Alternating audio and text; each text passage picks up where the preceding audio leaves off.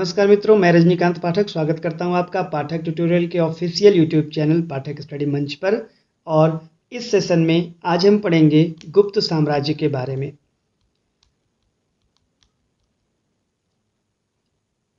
गुप्त साम्राज्य इतिहास का उदय तीसरी शताब्दी के अंत में प्रयाग के निकट कौशाम्बी में हुआ था। और इसकी जानकारी के स्रोतों की अगर हम बात करें तो कुछ तो अभिलेख प्राप्त होते हैं और कुछ साहित्यिक स्रोत भी प्राप्त होते हैं। अभिलेखों में चंद्रगुप्त का इलाहाबाद का स्तंभ अभिलेख, उदयगिरी गुफा अभिलेख, सांची के शिलालेख और महरौली के लौह स्तंभ के अभिलेख, इसके अलावा भूमि संबंधी दस्तावेज और सिक्के उस समय की आर्थिक दशा की भी जानकारी देते हैं। साहित्यिक स्रोतों की बात करें तो चीनी यात्री फाहियान की पुस्तक, इसके अलावा कालिदास द्वारा लिखित ऋतु संहार, मेघदूत, अभिज्ञान, शाकुंतलम, इन सब की भी सहायता से गुप्त साम्राज्य के बारे में जानकारियां प्राप्त होती हैं। चौथी शताब्दी में उत्तर भारत में एक नए राजवंश का उदय हुआ था और इसी का नाम था गुप्त वंश। इसने भी लगभग 300 वर्षों तक शासन किया था। हमने सातवाहन के बारे में पढ़ा था कि इन्होंने 300 वर्षों तक शासन किया था। उसी प्रकार से गुप्त साम्राज्य में भी 300 वर्षों का ही उल्लेख आता है। इनके शासनकाल में इनका क्षेत्र काफ़ी अधिक फैला हुआ था और इसके संस्थापक श्रीगुप्त थे। गुप्त वंशावली में श्रीगुप्त, घटोत्कच, चंद्रगुप्त प्रथम, समुद्रगुप्त, रामगुप्त, चंद्रगुप्त द्वितीय, स्कंदगुप्त जैसे शासक हुए हैं। और इनमें से 3 प्रमुख शासक रहे चंद्रगुप्त प्रथम, समुद्रगुप्त और चंद्रगुप्त द्वितीय, जिसे विक्रमादित्य के नाम से भी जानते हैं। आइए इन शासकों पर एक नज़र डालते हैं। श्रीगुप्त के बारे में बताया जाता है कि सेना के पूर्व में स्थित ताम्रपत्र अभिलेख में गुप्त का उल्लेख गुप्त वंश के आदिराज के रूप में किया गया है। लेखों में इसका गोत्र धारण बताया गया है। इनका शासनकाल 240 से लेकर के 280 ईस्वी तक रहा था।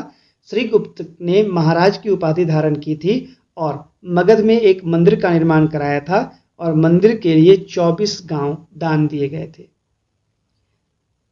इसके बाद घटोत्कच गुप्त, जो 280 ईस्वी में श्रीगुप्त के उत्तराधिकारी बने, इसने भी महाराज की उपाधि धारण की थी। प्रभावती गुप्त के पूना और रिद्धपुर ताम्रपत्र अभिलेख इसके बारे में जानकारी प्रदान करते हैं।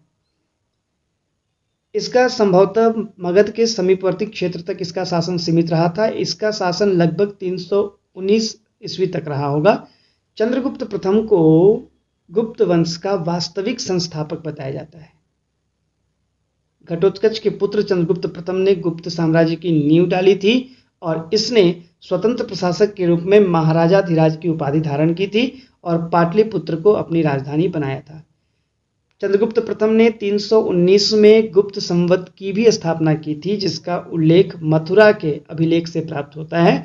और यह प्रथम शासक था जिसने सोने के सिक्के चलाए थे, जिसके एक और चंद्रगुप्त कुमार देवी का चित्र था तो दूसरी ओर लक्ष्मी माता का चित्र भी अंकित था।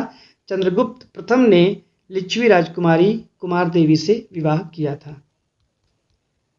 अन्य शासकों में समुद्रगुप्त का नाम आता है। ये गुप्त वंश का सबसे महान योद्धा और एक कुशल सेनापति था।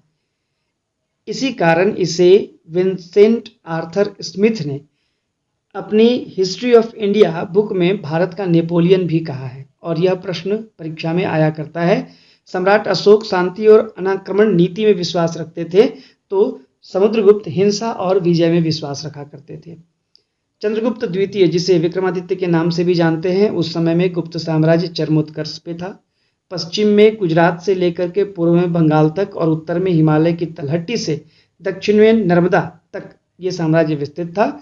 और विक्रमादित्य यानी चंद्रगुप्त द्वितीय के ही काल में साहित्य और कला काफ़ी अधिक विकसित हुई। ऐसे गुप्त वंश को या फिर गुप्त का जो युग है उसे स्वर्ण युग कहा जाता है। साहित्य और कला के क्षेत्र में रजत मुद्राओं का सर्वप्रथम इसने संचालन किया, प्रचलन किया। चंद्रगुप्त द्वितीय के दरबार में 9 रत्न हुआ करते थे। अगला शासक है कुमारगुप्त प्रथम।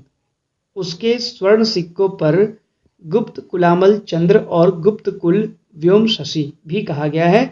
शक्रादित्य को कुमारगुप्त की उपाधि महेंद्रादित्य का समानार्थी माना गया है।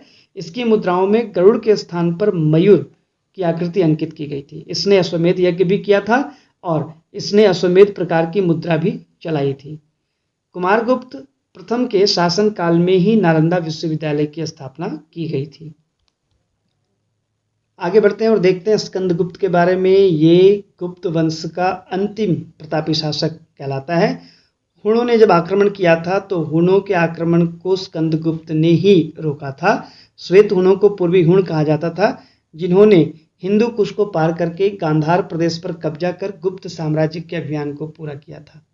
स्कंदगुप्त। अगला है पुरुगुप्त। पुरुगुप्त कुमार गुप्त प्रथम का ही पुत्र था और स्कंदगुप्त का सौतेला भाई था। संभवतः स्कंदगुप्त के बारे में बताया जाता है कि वो संतानहीन था और उसने अपने बाद सत्ता पुरुगुप्त के हाथ में दे दी थी। हालांकि ये वृद्धावस्था में राजा हुआ था, इसलिए इसका शासन अल्पकालीन रहा और यहीं से गुप्त साम्राज्य की अवनति प्रारंभ हो गई थी। अगले शासक है कुमारगुप्त द्वितीय। पुरुगुप्त के उत्तराधिकारी के अंतर्गत इसका नाम आया करता है और सारनाथ से प्राप्त अभिलेख में 154वें अभिलेख में इसका उल्लेख मिलता है, जो बौद्ध प्रतिमा पर खुदा हुआ है। निश्चित रूप से यह पता नहीं कि स्कंदगुप्त का पुत्र था या फिर पुरुगुप्त का पुत्र था, लेकिन कुमारगुप्त द्वितीय गुप्त वंश का शासक रहा है, इसके बारे में जानकारी मिलती है। हाँ, ये भी उल्लेखनीय है कि कुमारगुप्त को महाराज नहीं कहा गया है। आइए अब जानकारी प्राप्त करते हैं गुप्तकालीन प्रशासन का। गुप्तकालीन प्रशासन राजतंत्रात्मक व्यवस्था पर था। बड़े पुत्र को युवराज घोषित कर दिया जाता था और जब गुप्त वंश का उत्कर्ष चल रहा था तो उस समय ये उत्तर में हिमालय से लेकर दक्षिण में विंध्य पर्वत और पूर्व में बंगाल की खाड़ी से लेकर के पश्चिम में सौराष्ट्र तक फैला हुआ था। अगर हम गुप्त वंश के राजस्व के स्रोत की बात करें तो वो प्रमुखतः कर हुआ करता था। इसमें एक भाग था, ये भाग भूमि में उत्पादन से प्राप्त होने वाला 6वां भाग था और एक भोग था जो संभवतः राजा को हर दिन फल फूल और सब्जियों के रूप में कर के रूप में दिया जाता था। एक और कर था प्रणय कर, जो ग्रामवासियों पर लगाया गया अनिवार्य या स्वेच्छा चंदा था। भूमि कर भोग का उल्लेख किया गया है और इसमें भेंट नामक एक कर का भी प्रचलन बताया गया है। गुप्त वंश के सामाजिक स्थिति की बात करते हो तो यह 4 जातियों में विभक्त था, जिसमें पहले ब्राह्मण हुआ करते थे, क्षत्रिय, वैश्य और शूद्र। यदि इसके समय की कला और स्थापत्य को हम देखेंगे तो इसमें चित्रकला, मृदभांड कला आदि देखने को मिलते हैं। यहाँ पर स्थापत्य कला सर्वोच्च हुआ करता था और इसके एग्जाम्पल हमें मंदिरों से भी प्राप्त होते हैं। मंदिर निर्माण कला का जन्म यही हुआ है ऐसा बताया जाता है। मंदिरों में एक ऊंचे चबूतरे पर मंदिर बनाए जाते थे और उसमें चढ़ने के लिए चारों ओर सीढ़ियों का निर्माण किया जाता था। देवता की मूर्ति को गर्भगृह में स्थापित करते थे और उसके चारों ओर ऊपर से आच्छादित प्रदक्षिणा मार्ग रखा करते थे। इसके अलावा इनकी मंदिरों में उनके आसपास पार्श्वों में गंगा, यमुना, शंख, पद्म की आकृतियां बनी होती थी और उस समय की मंदिरों की छतें प्रायः सपाट होती थी, पर शिखर युक्त मंदिर के भी अवशेष प्राप्त हुए हैं। इनके मंदिर छोटी छोटी ईंटों और पत्थरों से बनाए जाते थे। इसमें भीतर गांव का मंदिर ईंटों से ही निर्मित है, ऐसी जानकारी प्राप्त हुई है।